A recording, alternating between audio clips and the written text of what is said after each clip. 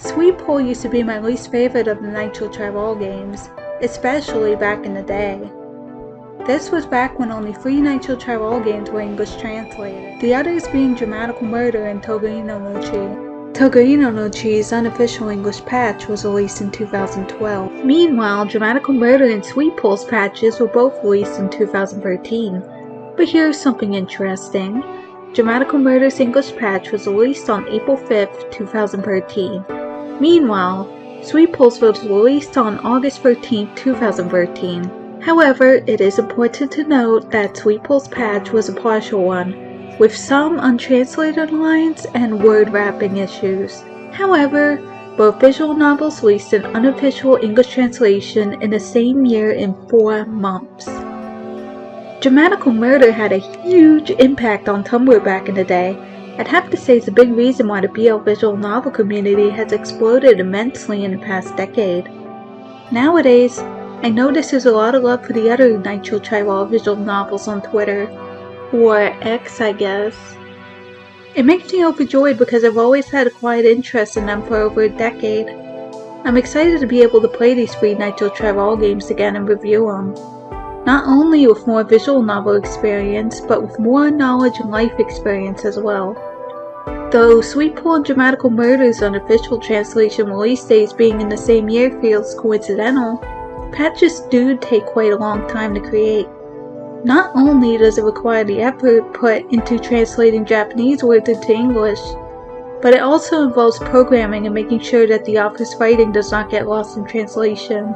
Something that tends to happen quite a lot in official English translated visual novels. These translators may try to make characters sound hip for slang words. Slow Damage's translation seems to be controversial among fans for this reason. The translators also differ for both projects, but both of the projects took place on Air and Fantasy. For Sweet Pool, Valiandra headed the project, with Leo Zero being one of the translators. For Sweet Pool, a lot of the people working on the project seem to be unknown. I'm sure there's some people I've missed, and if there are, do let me know in the comments. With Dramatical Murder, the project involved the users Debono9, Iz, Yuffie, Dagger, Lenny, Swift Nessity, and Rock Bass. Then, a different set of people on Air and Fantasy eventually finished a fan translation patch for Lamento, and finished it about 2 years later in 2015. These people are Cohen's999, the main translator and writer of the script, Barugi92, who helped translate the script to Rise Route and did proofreading and translation checking, Kalal, who also helped proofread along with inserting Rise translated script into the game, and word wrapping the English text into the game. Debono9 also seemed to help a little bit when it came to the technical side of the patch. Sadly, I only ended up finding out it was fully translated a few years ago despite checking Air and Fantasy on and off for the translation progress around 2013 and 2014. Due to this, and the complications I've dealt with originally trying to install it, I finally played it months ago and really loved it. It's probably number 2 on the list for top Nitro Tribal visual novels. My number 1 going to Slow Damage, which blew me away with its accurate portrayals of gender dysphoria, abusive relationships, and trauma. Can't go into too much detail about the both of them because, well, this video is going to be about Sweet Pool. That and this little series is also about me going back and playing Nitro Tribal visual novels that I haven't played in over a decade, and seeing how my opinions change over time. So this means Slow Damage and Lamento are out of the picture. Sorry guys. Funnily enough though, Dramatical Murder wasn't what got me into BL visual novels and visual novels as a whole. My first visual novel wasn't Dramatical Murder, but a visual novel that was very popular when Death Note was in its first peak of popularity, called D&D Poisoned. I remember being quite blown away at the time, being probably way too young to be playing these kinds of games. I was like, oh my god, this is like fanfiction coming to life. Yeah, there were doujins and all, but visual novels are different. Typically they tend to be longer than doujins and it could take many hours to finish them. For example, Umineko is over 120 hours long, and this is including both of the parts by the way. When they're standalone, they're about 60 hours in length. Yes, I had to make a Numeneka reference, it's about visual novels for Beat's sake. But anyways, this made me start craving more, but I didn't want to play anything that wasn't BL. I was in my baby Fujo phase. I was also pretty closeted and felt too shy to look at anything that was partially due to being closeted. That's also why I did not read any GL visual novels. So due to this, I ended up poking around for BL visual novels to play. This in turn leads me to Nitro Tyrell visual novels, along with some other ones like Silver Chaos, which I still haven't finished, along with Enzai and Absolute Obedience. But we don't talk about those. Out of all the Nitro Tyrell visual novels, I ended up playing Torino no Chi first. When I played it, it was during the time when people were waiting for Dramatical Murder to be released. How do I know this? Well, I remember lurking on Air and Fantasy back when there was only the preview CGs released. I vividly remember seeing Queer in an apron, and I was wondering if he was a grandpa because of his white hair. But anyways, I was wowed by Torino no Chi. Though, it was only until Dramatical Murder was released and got a patch that I suddenly got more interested in Nitro Tyrell visual novels. After Dramatical Murder, I played Sweet Pool, and lamented for a whole decade because I couldn't play Lamento, because I still had an interest in Catboys when I was a young teenager in my Fujo phase. Not realizing that Closet was going to hit me with a steel chair and make me realize my gender and my sexuality. Rambling aside, time to finally get to the video. There will be spoilers galore, so I wouldn't recommend watching this if you haven't played the game or watched it yourself. When I first played this a decade ago, I remember being weirded out by Sweet Pool. But then again, who hasn't been? It's a game where the main character, Yoji, has hallucinations about blood and guts, and he also, he gives birth in an extremely unconventional way. How he does will be explained later. He's also terminally ill, having just been in hospital before the game started due to an apparent lung condition. Due to this, he's forced to repeat the 11th grade. He's also forced to deal with the awkward feelings of being alienated due to his absence. Though thankfully this doesn't seem to be too bad since he made a friend at school named Makoto. Makoto is rather chipper, contrasting Yoji's distant attitude. Makoto loves to eat a lot. He also seems to be eating throughout the game, and when he meets Yoji, he's eating an ice cream bar. How he's able to eat in class without getting in trouble is a mystery. His food addiction is so bad that he had to drop out of sports and get a part-time job just so he can eat as much as he pleases. There's other mysteries in the story showcased in the form of characters, such as the peculiar Zenya and the stoic Tetsuo. All this information is either resolved, or a method of foreshadowing for events that unfold later in the game. Sweet Pool is eerily similar to Sai no Uta, a visual novel I feel doesn't need to be explained, as there's millions of videos talking about that specific game. The beginnings even have similar intros meant to give the viewer a sense of unease and intrigue. However, unlike Sai no Uta's focus on eldritch monsters, Sweet Pool seems to have a heavier focus on cult and Christianity, which is quite interesting considering how at times they may go hand in hand.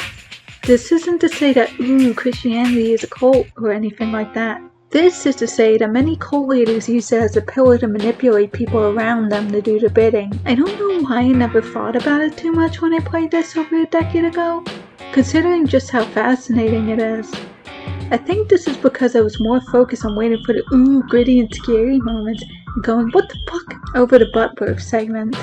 It's kind of depressing I didn't care too much about it back then, because it adds an interesting touch to the story. In a way, I feel like it depicts the downsides of extremist Christian beliefs. I already mentioned cults, but I feel as if Yoji seems to deal with a form of Catholic guilt in the game. I say a form because when Yoji goes to a Christian school, he's not too religious, nor is his guilt explicit. But I feel as if the way he reacts to Tetsuo is reminiscent of Catholic guilt, especially when we first see Yoji and Tetsuo cross paths. Yoji is horrified of him, yet in a way, he's strangely comforted by Tetsuo. More specifically, he's comforted by his smell. I feel like the scene where Yoji gets in the bath accents this further, as when Yoji remembers when Tetsuo touches his neck begins to bleed and the bath fills up with blood. The blood can represent denial of being attracted to someone of the same sex, especially if they were raised in a Christian or Catholic extremist environment, or at least in any environment that seems to condemn and look down upon relations between the same sex. Yoji, himself in the pool of blood when instinct is chosen, this seems to represent the feelings of immorality of enjoying relations between the same sex. While Yoji briefly thinks about the day and Zenya and Makoto, it's only when Yoji thinks about Tetsuo that this hallucination comes forth. Tetsuo also points out to Yoji that they have the same blood due to them being Osu and Mesu, which is the game's terminology for ABO. Mesu is female in Japanese or the Omega. Osu is male in Japanese or the Alpha. No beta exists in this game, though seemingly biological at first. Tetsuo and Yoji's budding friendship represents the solidarity that LGBT people have with each other due to standing out for most of society. It's only at the end of the game that Tetsuo says that now he could care less about their Osu and Mesu ties. Sadly, I feel like my theory loses steam because Tetsuo sexually assaults Yoji and Yoji becomes incredibly anxious around him. Though for the most part, I still feel like a lot of the story seems to indirectly talk about the struggles of being LGBT, along with being outcasted by society, which go hand in hand.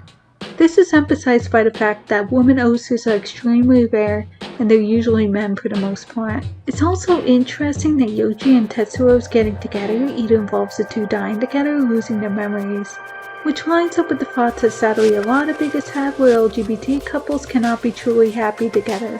But also, I don't expect the writer to intend that at all. I mean, this is a BL story for a BL branch of a big visual novel company well known for their dark and morbid stories. The writer was probably just trying to fit the brand. When it comes to the cult itself in the story, the cult was primarily operating during the Meiji period. However, there are still worshippers like Zenya's father. This cult worships the people of Sodom. Sodom is one of the cities that were destroyed by God due to the citizens' carnal sins. The other is Gomorrah. Yes, I'm aware that it's ironic for sodomy to be mentioned in a BL game, but in a way, I feel like the thematics around sodomy just work. Not only because these demonic parasites seem to live in the anal cavity and mostly possess men, but also because everyone in the story seems to fall apart by the end of the game. It's a great allegory for the sulfur and fire that God used to destroy these two cities. In a way, everyone is wicked. Even Yoji can be considered wicked due to him not being human. I also feel like LGBT themes have always collided intriguingly when there's themes of Christianity and Catholicism in the picture, especially since sadly there's been issues with homophobia and transphobia in these specific Abrahamic religions. Many bigots believe that homophobia is a sin, despite it being proved that the Bible has never included such violent vitriol. There's also a pretty well-known phenomenon where Catholic and Christian school students end up realizing and living their casual LGBT lives while they're going to school. It's great. Sweet Pool doesn't directly focus on Christianity aside from the experiences with the cult in the school, but there's some more references to the Bible aside from Sodom and Gomorrah. The antlion is mentioned various times in the story due to the birth cycle of Mesu and Osu. A Mesu and Osu are expected to create a wonderful child that has a mixture of both parents with immense power. However, ironically enough, the antlion mythos say that this antlion was thought due to the lion part being carnivorous, and the ant part only having the ability to digest grain. The antlion itself is also said to be a mistranslation, something that the visual novel acknowledges. It's also an allegory for the fact that even if Yoji and Tetsuo do not give birth, they will still die in the end. Even when they merge some of their cells together in the true end, Yoji ends up dying at some point and Tetsuo ends up living. From what I've noticed, Sweet Pool seems to be a game filled with various fan theories on what it truly means. From feminism to the struggles of adolescence and terminal illness, to a BL love song dedicated to the main company's game Sayana Uta. I feel like Sweet Pool doesn't have a true direct meaning, and the open interpretation is what makes the game fascinating. Instinct and reason are the only two choices of the game, making it rather different from most visual novels. Some people think this originality is a nuisance, and I do agree it's troublesome if you're reading a guide or even just clicking on the choices. The way that there isn't a proper button to click makes it tricky to click choices right away. Picking the wrong choice is something that can happen rather often if you forget the color associations. However, I still think the choice is fascinating and it sets itself apart from many visual novels. Outside of game choices, it always seems like a lot of the characters seem to act on their own instincts anyways. Especially Zenya, who does off-putting things, such as banging on the school gate and cutting his tongue open by licking the inside of a can repeatedly. Yeah, a little concerning, I admit. The impulsive actions the characters take only get more bizarre and violent when they get affected by Yoji's pheromones, which arise due to Yoji suddenly giving birth to flesh monsters out of his rectum. Thanks to this, Makoto suddenly gets the urge to eat and kill Yoji, and Yoji gets sexually assaulted. A lot. After the first scene with Tetsuo and Yoji, there's a lot of contrast to emphasize Yoji's misery after the event. For example, Yoji's sister happily tells him that she gave birth, while Yoji is forced to birth grotesque meat monsters for days on end. This could be another form of symbolism for LGBT struggles. Meanwhile, Yoji's sister can happily live as a straight person with no issue whatsoever. There's also a moment where one of the tetra fish in Yoji's aquarium accidentally eats Yoji's meat baby, only for the baby to force the tetra to explode. In a way, Yoji is like that tetra. His sanity shatters into a million pieces after not only being, but also realizing that maybe Zenya is right about him not being human. The research and effort Nitro Chiral puts into their stories are incredible. Aside from the biblical things mentioned earlier, I was pretty astonished that the game acknowledges not only the difficulty of Yoji living at home alone, but also the difficulties Yoji faces surrounding his medical debt and financial situation. Though it is a mystery on why and how Erica has a lot of money to not only support Yoji, but to let him go to a Christian school as well. The tuition for Christian schools can be just as expensive as they are in the United States. For example, for one of the Christian schools in Japan, Yokohama Christian School, the tuition for late high schoolers is 2,110,000 Japanese yen, which is over $14,000 in US dollars. And that's not including the cost of registration and faculty fees. So this means that either Yoji and Erica got a hefty amount of money when their parents died, or Erica married a very wealthy man. Either way, Yoji should be extremely thankful he's able to live comfortably without debt. I can't imagine how much he'd have to work to be able to pay all those fees on his own. Zenya is a child of his cult-obsessed father, Kunihito, and he's pressured to be able to give birth to a perfect child. He was originally human, but then his father had forcibly fed Zenya a meat monster during his birth. This was so Zenya could create a perfect child. This backfires heavily since Zenya wasn't born with perfect genes, so now he's a failed Osu. This not only causes Zenya's body to physically deteriorate, but it also fills him with resentment and feelings of self-loathing. It's the reason why he has a strong desperation to prove himself. This is also why Zenya seems to constantly harass Yoji throughout the game since he finds out that Yoji is a Mezu. I feel like Zenya's story is very similar to the story of children who have grown up in cults, and also children who have grown up in abusive environments. Intense anger is common after dealing with these forms of abuse. This may also give him the desire to seek revenge. This is why Zenya ends up murdering his father in the end. When I first played the game, I always seemed to be quite fond of Zenya, along with Makoto, but truly observing Zenya's issues about a decade later has made me quite fascinated with his character, despite hating some of the things he does in the game. So now the main question, what are my general thoughts of this game outside of the plot? I feel like the art still holds up impeccably well today. Perhaps this is due to the Jas Blue version being derived from a high quality remaster of the game. The art style has a realistic look to it, perhaps to emphasize the grittiness of the game, and the game's desire to elude the reality.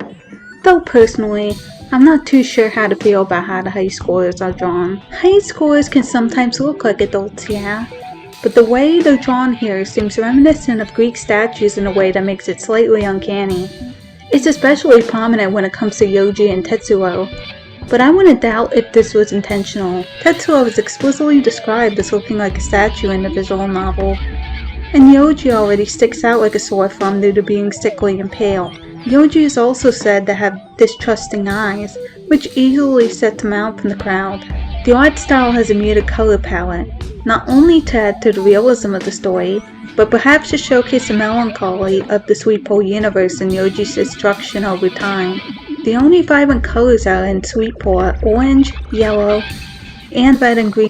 Yellow and orange can be seen as bright, exciting colors. However, with color fury, this can make certain pieces of art unsettling.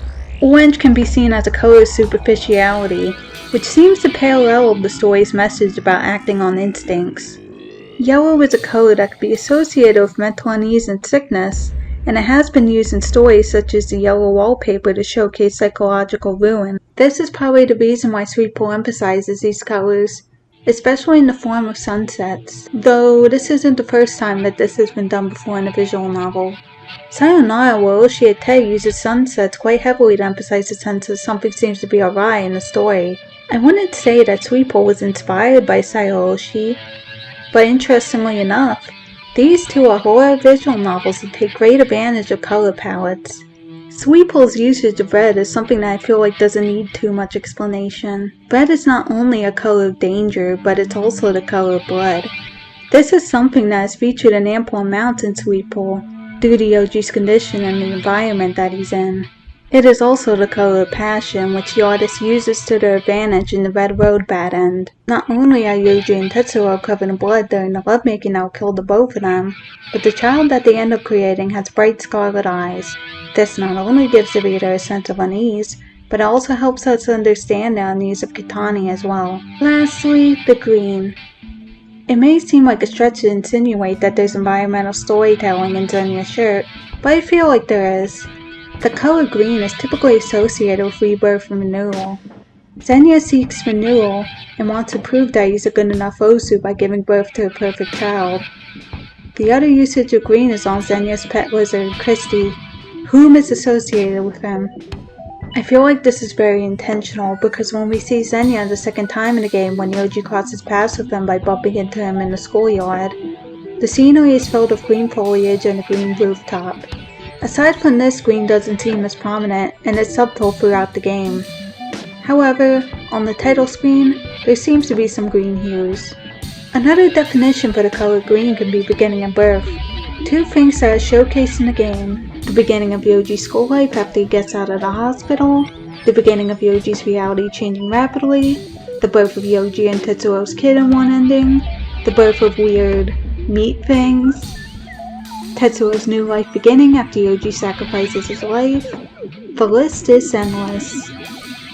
Interestingly enough, blue doesn't have much of a focus aside from being the color of reason until the true ending, where reason has to be picked constantly until Makoto threatens Yoji. The color blue can mean tranquility, which is also why it's shown so heavily in the true ending. This is to show how peaceful Yoji and Tetsuo's lives are after all the chaos in the story. However, this is up for debate as Yoji ends up dying or is implied to be dead in both versions. Peaceful for Tetsuo? Maybe.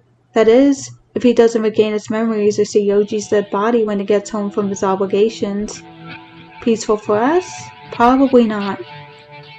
Overall, the art does a great job at telling the story, something that's very important when it comes to making a visual novel. Music is another strong suit in this game, emphasizing the grit once more and giving the readers a sense of dread. It's quite similar to Sayano Uta's soundtrack, where the music at times sounds rather alien and strange. Like Sayano Uta, there's a usage of metal riffs to emphasize a horrific element happening in the story.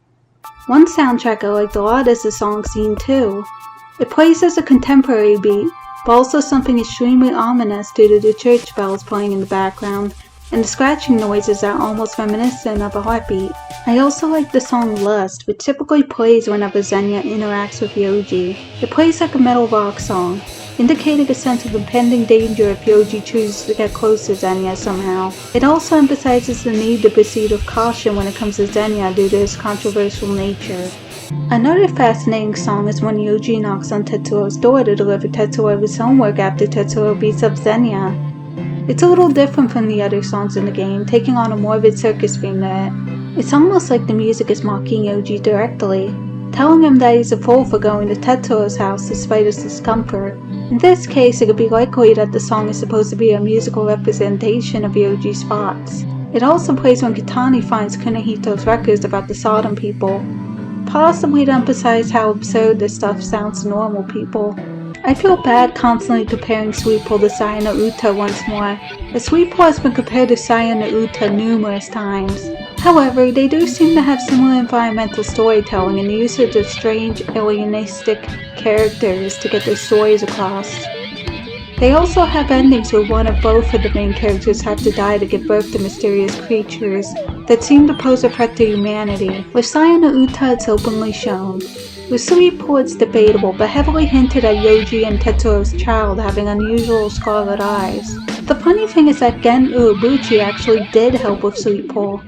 However, he only helped advise the scenario writer Fuji Kabura.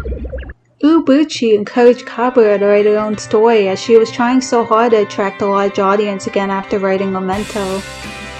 Basically, Uebuchi didn't want Fuji to feel pressure to write a story for the audience, but make something for herself instead. Sweet Pea ended up becoming a major hit in the Nitro Plus studio, perhaps due to the parallels between Sweet Pea and Zenya Uta, or that the staff was proud of Fuji for listening to her heart. I can understand the studio's respect for Sweet Pea.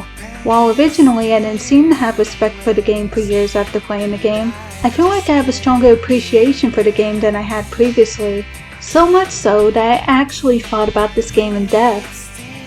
I wasn't expecting to make an in-depth video essay for this game. At most, I wanted to make a simple review series for the Nitro Travel games I revisited a decade after playing them. With Toguri no Uchi and Dramatical Murder, it could be possible that they will stay simple, but we'll see if anything sticks out like a sore thumb as I replay them. Until next time, dreamers.